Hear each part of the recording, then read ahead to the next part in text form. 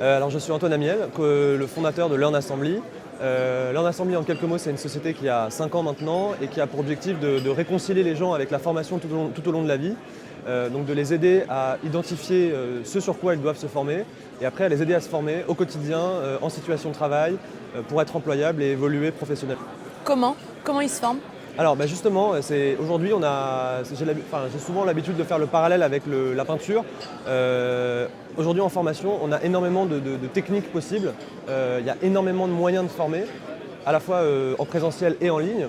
Et donc tout le sujet, c'est d'aller identifier ce qui va bien marcher pour un public donné en fonction de son appétence pour la formation, de sa culture, de son pays, en fonction du volume de personnes, du nombre de pays. Donc nous, notre job, c'est d'aller observer sur le terrain, d'aller identifier ce qui va fonctionner et d'aller faire ensuite des recommandations et de produire tout le dispositif qui va suivre. Donc on est amené à faire des MOOC, on est amené à faire des applications mobiles, on est amené à créer des communautés d'experts qui partagent des connaissances en présentiel et qui se retrouvent après en ligne. On a fait des jeux. Donc l'idée, c'est vraiment de mélanger plein de modalités pédagogiques différentes pour avoir de l'impact et engager les gens. De quoi est-ce que tu as parlé ce matin? Alors on a parlé de beaucoup de choses. On a beaucoup parlé Alors le thème, c'était Future of Work et notamment comment le numérique transforme les métiers, transforme l'emploi, la notion même d'emploi et les compétences. Donc ce dont on a parlé, c'est finalement le fait que personne ne savait très bien à quelle sauce il allait être mangé dans le futur et que donc les entreprises allaient de plus en plus chercher à pousser, à développer la culture de l'auto-formation, de la formation tout au long de la vie, les soft skills, la capacité à être adaptable, à évoluer. Donc on a beaucoup parlé de ça, de l'importance aussi de redonner du sens et de redonner de la responsabilité aux individus pour qu'ils puissent être beaucoup plus acteurs dans leur vie de leur entreprise, du changement et se l'approprier.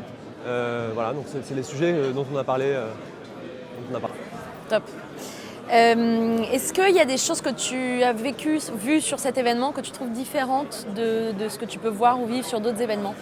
Du coup, c'était la seule question sur la conf? Oui, potentiellement, sauf si tu veux qu'on aille plus loin. Ah bah alors on peut continuer. Qu'est-ce que je peux te demander d'autre? Parce que du coup, on n'a pas donné beaucoup de contenu sur... Enfin, tu vois, j'ai juste dit... Et bah alors, concrètement, de quoi est-ce que vous avez parlé?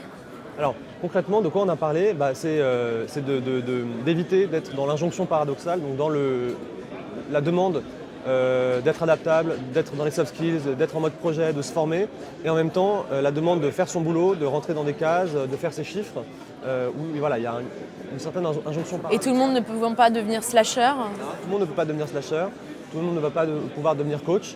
Donc comment on fait pour des milliers de personnes qui ont un job à faire et qui se posent des questions et qui n'ont pas forcément envie de changer de job tous les 3 ans, d'être slasher. Voilà. Donc avoir un discours aussi réaliste, proche des gens et un peu moins stratosphérique ou parisien ou en tout cas urbain, on va dire. Donc nous, ce qu'on a essayé de dire, c'est comment recréer de l'agilité, comment aussi changer le point de vue que les entreprises et les recruteurs ont sur les gens. On demande aux gens d'être adaptables et d'avoir des parcours professionnels variés. Mais aujourd'hui, sur un CV, quelqu'un qui a changé 3 fois de boulot ou qui a fait une formation, qui est reparti, qui est revenu, son parcours est considéré comme illisible, ou on ne va pas forcément le recruter, c'est pas rassurant. Donc il y a aussi un changement de regard de la société ou décousu. Voilà. C'est un exemple d'injonction paradoxale. Donc c'était comment dépasser ça et changer le regard qu'on porte sur les gens, la notion même de compétence, de légitimité et l'emploi. Est-ce qu'il y a d'autres choses que tu voulais dire sur le contenu? C'est bon. Est-ce qu'il y a des choses sur cet événement que tu trouves différentes d'autres événements?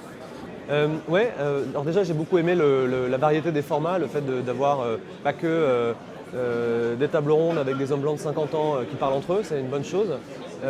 Donc avoir des formats différents, avoir aussi des intellectuels. Je pense que le monde intellectuel a une très mauvaise culture numérique et connaît mal le numérique et il le juge. Moi j'ai entendu des profs de fac dire Internet c'est comme la télé, ça rend les gens débiles. Donc du coup c'est un peu compliqué de s'approprier les enjeux du numérique et d'avoir une réflexion sur ça quand on pense ça, quoi. Donc c'est bien d'avoir des gens comme Eric Sadin qui apportent une hauteur de vue un peu différente. Du coup très positif.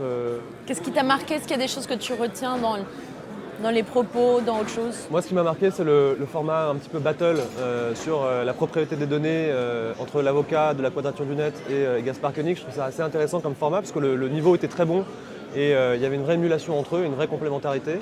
Donc ça permet d'avoir des idées fortes et en même temps contextualisables et utilisables, pas que intellectuelles. Donc j'ai trouvé ça assez puissant comme forme de débat. Alors, on va passer à la petite interview Combini. Est-ce que tu es prêt? Intelligence artificielle ou intelligence humaine? Intelligence humaine quand même. Silicon Valley ou Silicon Sentier? Clairement Silicon Sentier, très clairement. Bitcoin ou blockchain? Plutôt blockchain, parce que Bitcoin, voilà, j'y crois pas trop, ça spécule trop, plutôt blockchain. Pain au chocolat ou croissant? Pas au chocolat, chocolatine même, chocolatine. Ah, toi aussi t'es Ouais, chocolatine. Non, mais j'ai une associée toulousaine, et donc on parle de chocolatine. Thé ou café? Café en surdose. Jazz ou rock? Avant jazz, maintenant rock. Salsa ou tango? Salsa où? Plutôt salsa quand même, plutôt salsa.